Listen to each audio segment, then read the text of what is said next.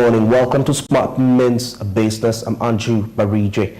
Today is the 28th of August and it's a Monday. We are winding up the month, and of course, the year is also coming to an end. Hope you had a great weekend. Personally, I had a great weekend. Actually, I want to welcome you officially from that weekend. It was really brilliant, and I hope you've been able to get yourself together to ensure that you get ready for this new week and do your best into your business to earn more profits at the end of the day. And of course, we open up with the news recap, where we look at the news stories, the previous weekend's news stories. That was the Friday, it was the end of the week. And we are going to start off with the public transport evolution. And of course, we mean the digitization, as individual companies worldwide are undergoing radical changes in their transportation systems.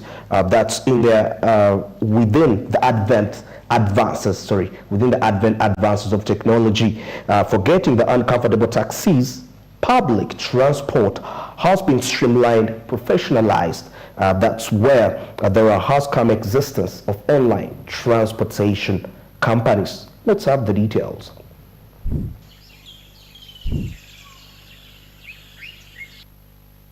With the aim of revolutionizing the public transportation sector using technology-driven solutions, many companies have come up to provide solutions to the long-existing problems involved with public transportation. Everyone, including if you've not yet noticed, has a pain point, has a transport pain point.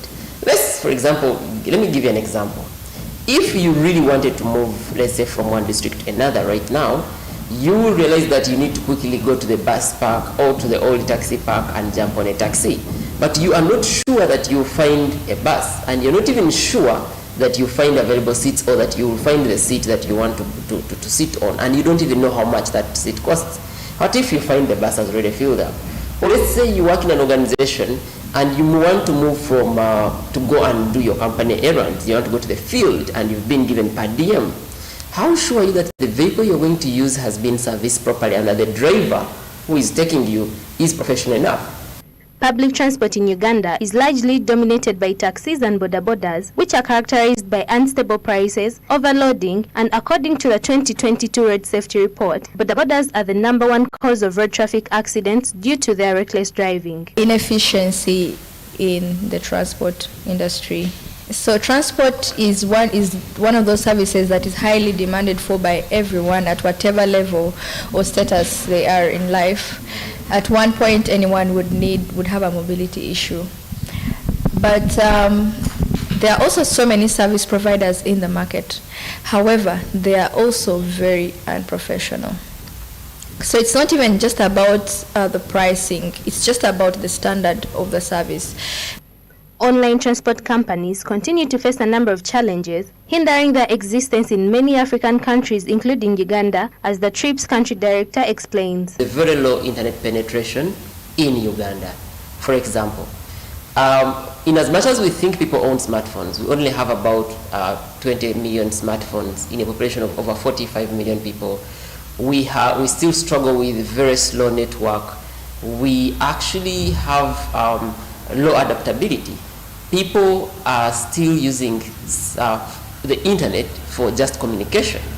So the low technology adoption in Uganda is still a pain point for solutions like TRIPS to cut through the market and reach as many people as possible. The other challenge that we keep facing is that is the point of trust. So before the internet, in the early inception of internet in Uganda, a number of wrong elements took advantage of the internet and really caused a lot of challenges that people are still healing from.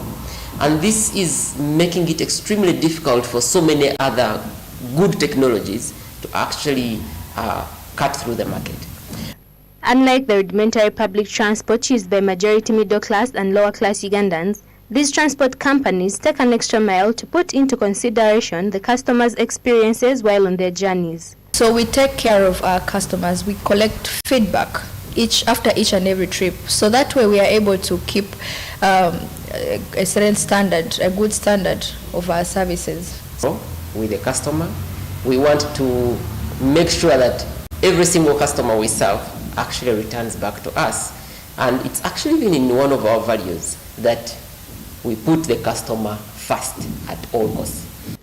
The COVID-19 pandemic was a blessing in disguise for the transport innovators, as many more companies and people embraced online transport networks to ferry essential workers to and from work. And when asked about the future of this innovation in Uganda, he says, As much as COVID had a lot of negative consequences, also COVID brought technology adoption closer by almost 5 years. We saw people start to work from home. We saw people start to rely on the internet and on innovations that are being built on the internet to consume a number of services, and transportation was one of them. So I believe if you asked me in 2019 that how long are we going to take to have a mass adoption of transport networks that are being built online, I would have told you maybe 10 years.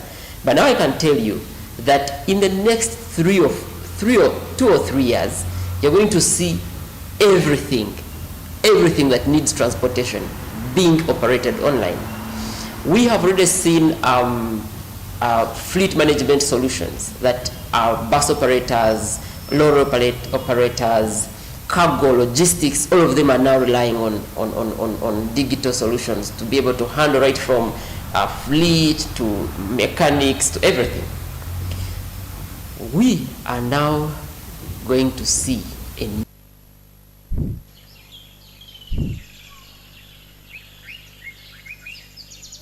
evolution of the transportation system.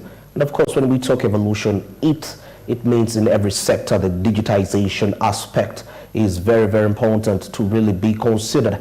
But you've heard the grievances they are sharing in regarding to some of the challenges that are facing the digitalization of the economy, and one of them being that quite not so many people are exposed and not so many people have access to smartphones, and also the aspect of internet connectivity, which is quite at a very, very slow pace, but growing up at a promising rate. That's what we can say.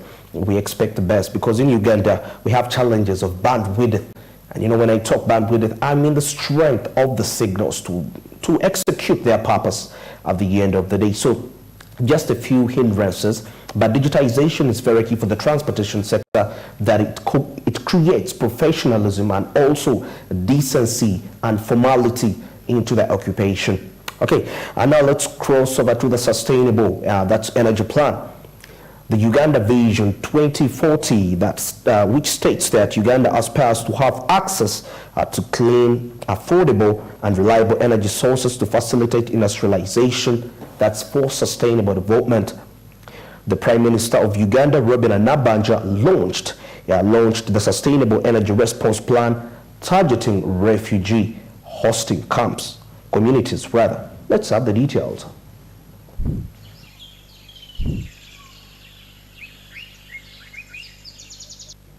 While there have been several assessments and some basic data available, the levels of energy access in refugee settlements and the surrounding host communities are not accurately known.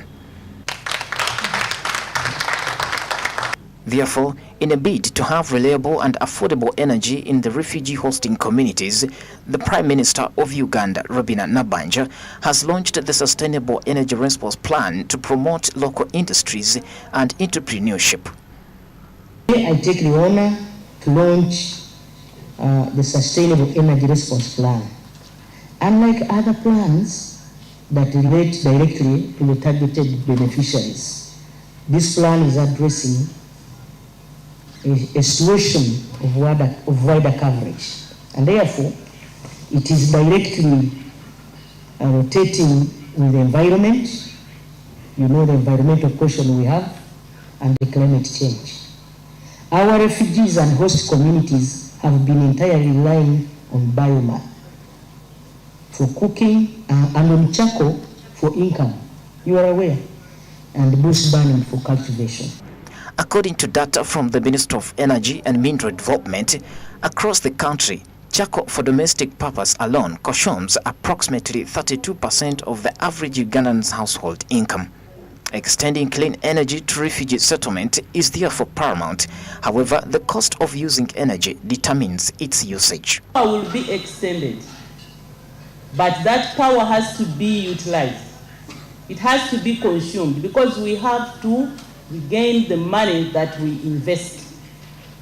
Money that we invest in generation and transmission have a highest bearing on the end user tariff.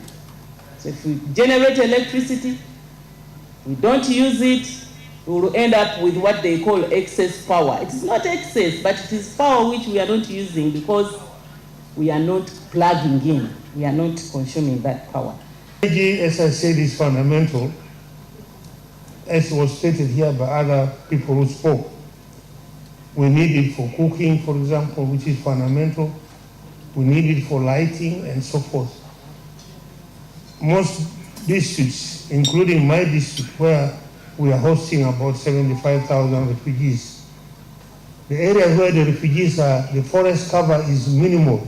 It's destroyed because they use it for cooking. If all finite vegetations have been destroyed, and therefore this attracts now desertification.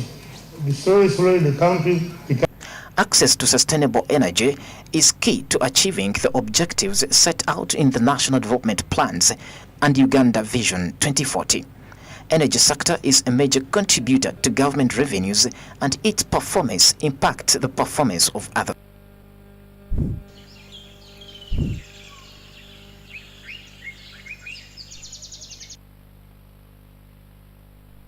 The Sustainable Energy Plan targeting our refugee communities at large mainly. And now let's cross to the banana industry project, and that's as the government of Uganda strives to turn agriculture that's into a viable commercial sector for farmers. One of the key agendas is to transform agricultural raw materials into what we call agro-industrialization. The Vice President Jessica Alupo visited the banana that's semestral project to encourage the team at the site. The project has produced so far 250 kilowatts of energy, that's from biogas and organic fertilizers. Let's have the details of the report.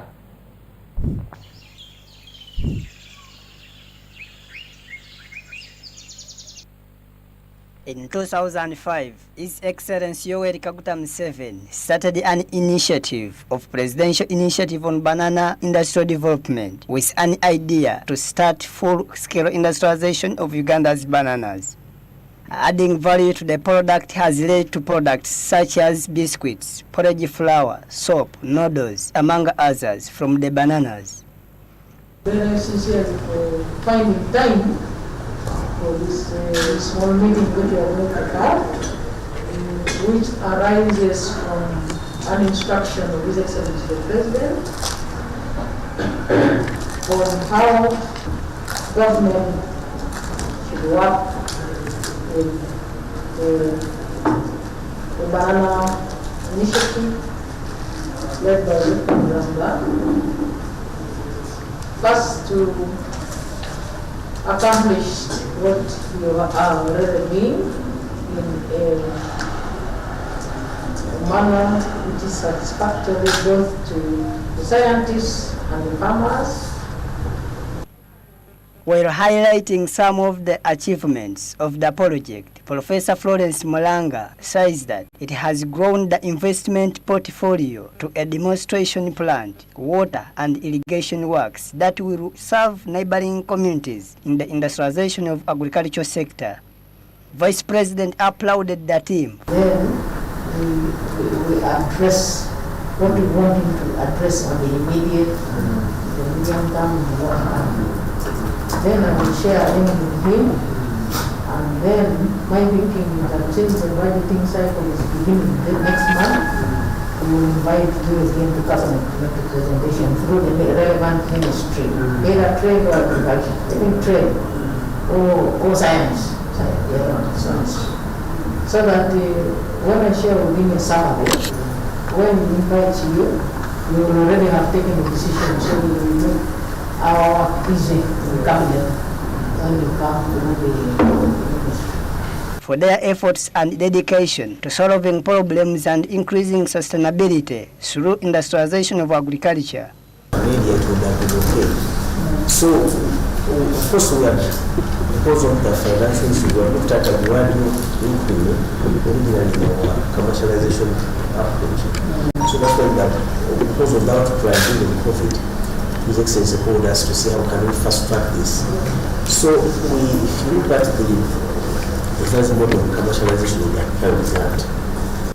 Agriculture is a major source of livelihood, and under the National Development Plan 3, agro-industrialization will enable Uganda to embark on its long-term aspiration of increasing household incomes.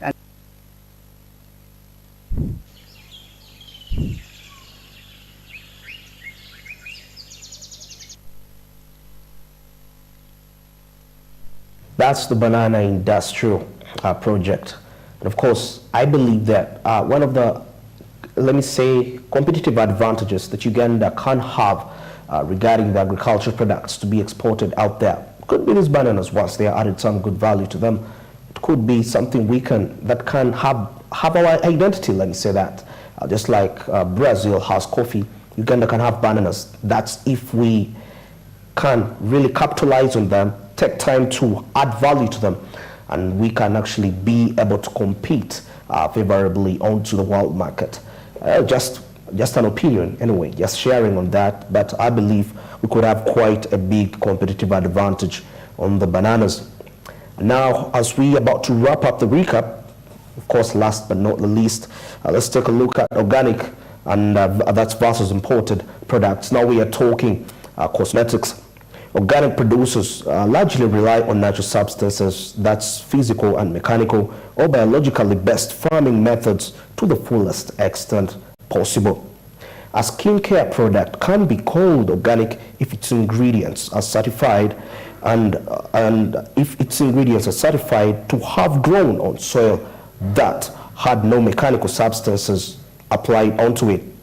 And of course, let's take a look at the details regarding the organic versus inorganic cosmetics. Let's have the details.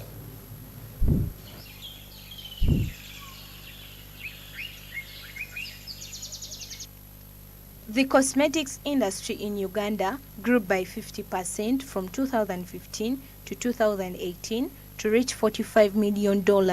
Its growth is set to continue with a forecast compound annual growth rate of 4.7% between 2019 and 2021, according to market data. Despite recent growth, Uganda's market value is relatively small when compared to its regional peers, with Kenya's sector estimated at $90 million and Tanzania's at $60 million. Uganda has a negative balance of payments for the set of products which include essential oils, resin, perfumery, cosmetics, and toilet preparations, with imports valued at $84.7 million, while exports were worth $13.2 million in 2018. Under 15% of locally manufactured cosmetics are exported. The use of herbal medicine in Uganda, because it is reliable, it is easily accessed. These are things that are within our environment and within our surrounding. Someone can easily access that tree, but some, they don't know that those trees, they can actually do help in the improvement of their health. Plants we use, we have rosmarinus, we have pronus, the Baganda call it entasesa, we have moringa, we have hibiscus, we have a lot, among others. Kengoma Brenda, a dealer in imported products in the beauty and skincare products, recognized that the products from USA have good quality and most consumers prefer them to the organic products. Tuina kuva USA, tuina mwebya Portugal, German. We have lotions from USA, Portugal, and Germany. The problem we have encountered is the rising prices of everything. Most products imported from abroad are highly taxed, making us increase prices, causing us to lose clients. We've seen a rise in the use of these products, and these products, they have also proven to be effective. So we are generally seeing a rise of Ugandans taking up these products, and we are also doing a big work in trying to to educate our masses on the benefits of these herbal products and natural products versus the other products that are synthetically made. She further says, unlike other local products that irritate the skin, the American products are skin-sensitive, catering for all skin types. Mainly USA.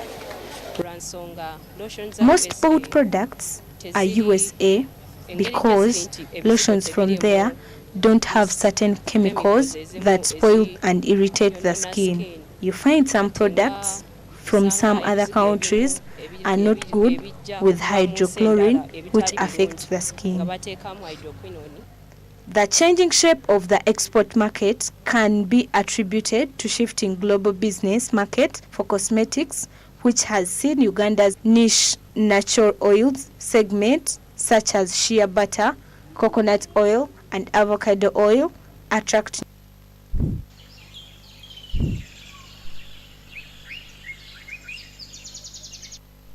That's regarding cosmetics and, of course, organic versus imported, so you can make a decision based on the information that you get. What do you prefer? What's your favorite? And of course, like the participants say, majority of the people prefer the USA that's made products due to their sensitivity to all skin types. So that's what is happening into the world of cosmetics, and for those that are willing to invest into that venture. And now let's wrap up the recap with internal tourism. And when we talk internal tourism, this time around, women are domestic individuals, that's citizens, local citizens, are going out visiting the tourism places within the country. Of course, we know tourism to be muchly involved by the foreigners, but there is an aspect where we Ugandans go and visit these tourism places. And of course, according to the report here, internal tourism comprises of domestic, that's tourism, and inbound tourism. Uganda is blessed with beauty and wildlife, incredible experiences, and of course, an amazing culture. Let's have the details of this report.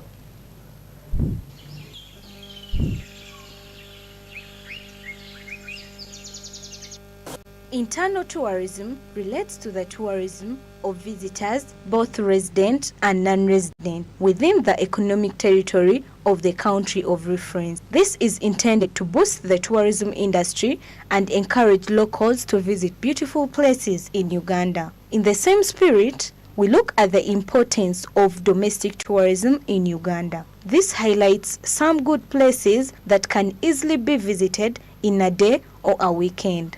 Clients from around the country who like to go and visit and tour, like in Kalangala, Jinja, they see Maction Falls, they see a lot of species of animals. So we help those people to go there, provide them transport, we provide them accommodations where to stay when they are there. So a lot of clients need to go there and they like it to go there. Pay the license fee. That is what we add to tourism. The tourism sector in Uganda accounts for 7.8% of the GDP and 6.7% of the total employment, creating close to 700,000 jobs.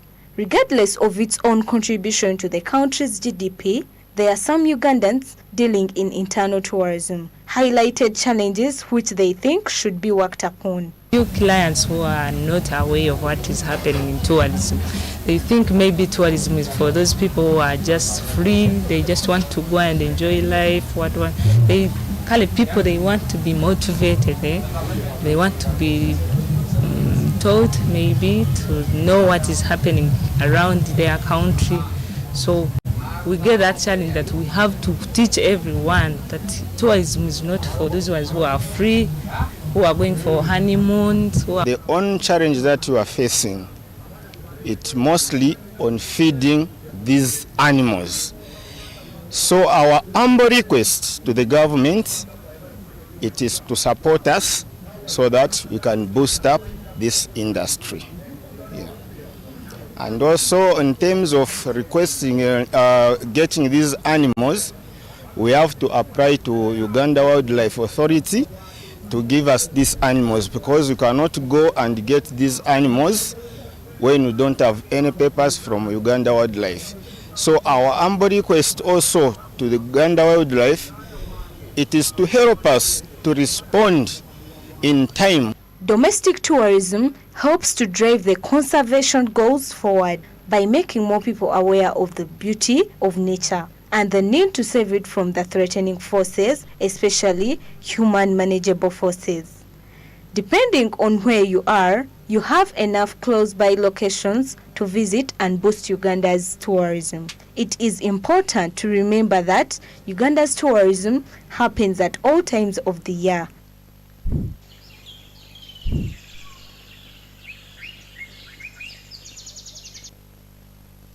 And that's the report on domestic tourism regarding local individuals visiting the tourism places and, of course, earning the country revenue. And now that's it for the recap. And in case you just joined us, a highlight. We started with the evolution of the transportation industry, where we see quite a number of online companies emerging. Then we went down to look at the sustainable energy plan that's targeting the refugee settling communities. And then we looked at the banana industrial project that looks at adding value onto the bananas to ensure that Uganda can have a competitive advantage in its agricultural export. And also we saw something on imported and versus organic, that's in the world of cosmetics. And finally, we wrapped it up with the internal tourism, where Ugandans, domestic Ugandans, internal, the local individuals visit the tourism places within the country to fetch the country additional revenue. And that's it for the recap. Jerome Paul Sonko is going to be taking you through the show, and I'll be joining you with Smart Means Business on Ground, reaching out to the different people, finding out the matters of national economy, how they affect their daily livelihoods. Good morning, stick around.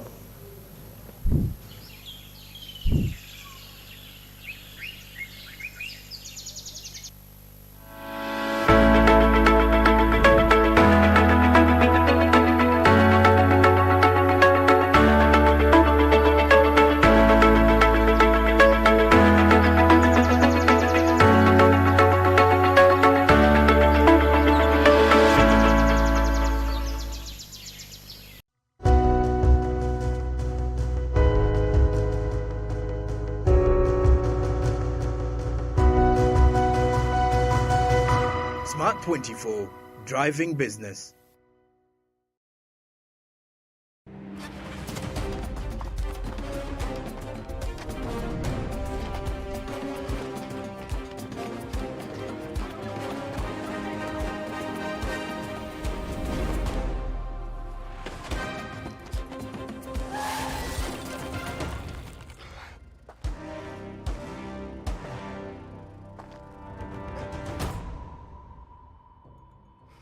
Either tell us what we want to know, or your story ends here. Are you ready to talk? Oshitegeera kati sanyu ne boyfriend we bagwe bati oluji nomuzeyi kiro waliwo ankubirako wano mpeme dakika 2.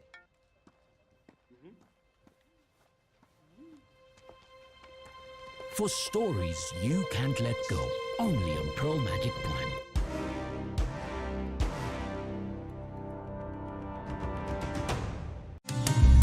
Vimba ne MTN Kabode Super esimu ya sereza nga bw'ogisasulira mpola mpola kuba amasimu